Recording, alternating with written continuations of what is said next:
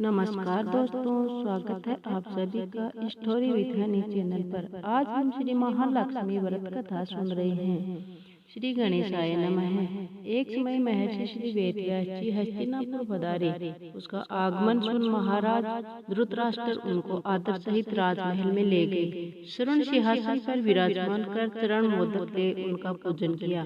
श्री व्यास जी से माता कुंती तथा गांधारी ने हाथ जोड़कर प्रश्न किया, हे महामुने, आप त्रिकालदर्शी हैं, अतः आपसे हमारी प्रार्थना है कि आप हमको कोई ऐसा सरल व्रत तथा पूजन बताइए जिससे हमारा राज्य, लक्ष्मी, सुख, संपत्ति, पुत्र पौत्रादि व परिवार सुखी रहे।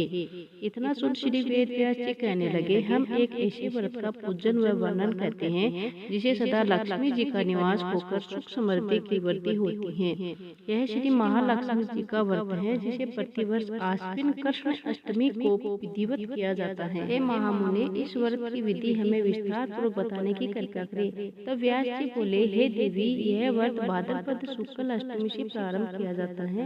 इस दिन स्नान करके 16 सूत के धागों का डोरा बनाइए, उसमें 16 गांठ लगाइए, हल्दी से पीला करे, प्रतिदिन 16 दूध व 16 गेहूं डोरे को चढ़ाइए। अश्विन कृष्ण अष्टमी के दिन उपवास रखकर मिट्टी के हाथी पर श्री महालक्ष्मी जी की प्रतिमा स्थापित कर विधि पूर्वक पूजन करें। इस प्रकार श्रद्धा भक्ति सहित महालक्ष्मी जी का व्रत पूजन करने से आप लोगों की राज्य लक्ष्मी में सदा अभिवृद्धि होती रहेगी। इस प्रकार व्रत का विधान बताकर श्री वेदव्यास जी अपने आश्रम को प्रस्थान कर गए। इधर समय अनुसार भाद्रपद शुक्ल अष्टमी से गांधारी तथा कुंती अपने अपने महलों में नगर की स्त्रियों सहित व्रत का आरंभ करने लगे। इस प्रकार 15 दिन बीत गए। 16वें दिन आश्विन कृष्ण अष्टमी के दिन गांधारी ने नगर की सभी प्रतिष्ठित महिलाओं को पूजन के लिए अपने महल में बुलवा लिया। माता कुंती के यहाँ कोई भी महिला पूजन के लिए नहीं आई। साथ ही माता कुंती को भी गांधारी ने नहीं बुलाया। ऐसा कहने से माता कुंती ने अपना बड़ा अपमान समझा।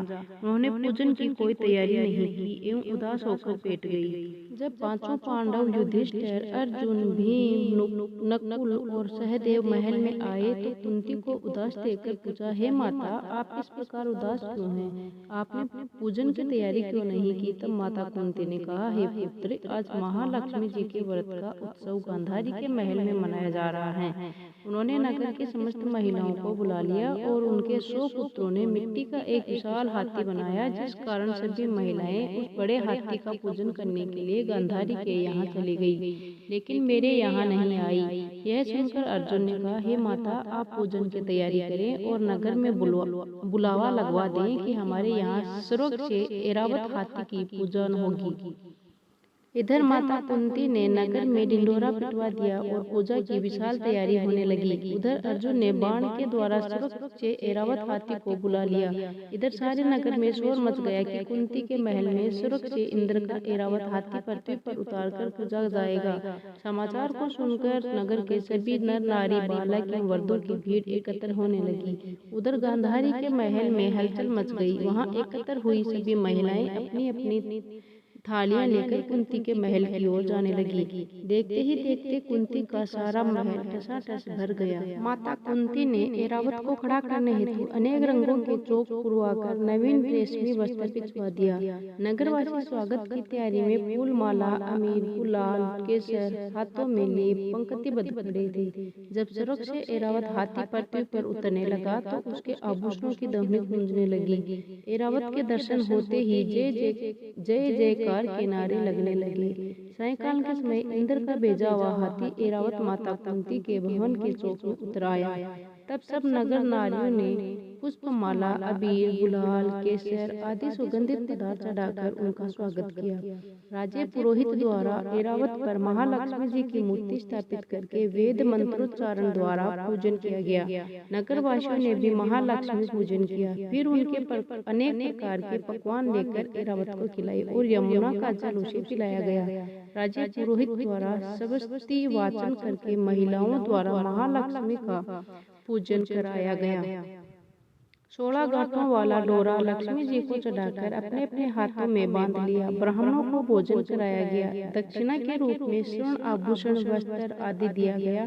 तत्पश्चात महिलाओं ने मिलकर मधुर संगीत लहरियों के साथ भजन कीर्तन कर संपूर्ण रात्रि महालक्ष्मी व्रत का जागरण किया।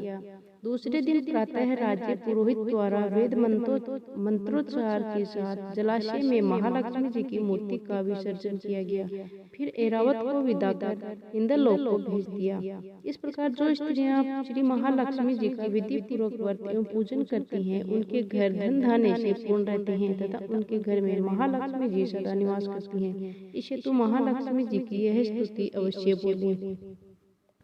महालक्ष्मी नमस्तुभ्यं नमस्तुभ्यं सुरेश्वरी हरिप्रिये नमस्तुभ्यं नमस्तुभ्यं दयानिधे।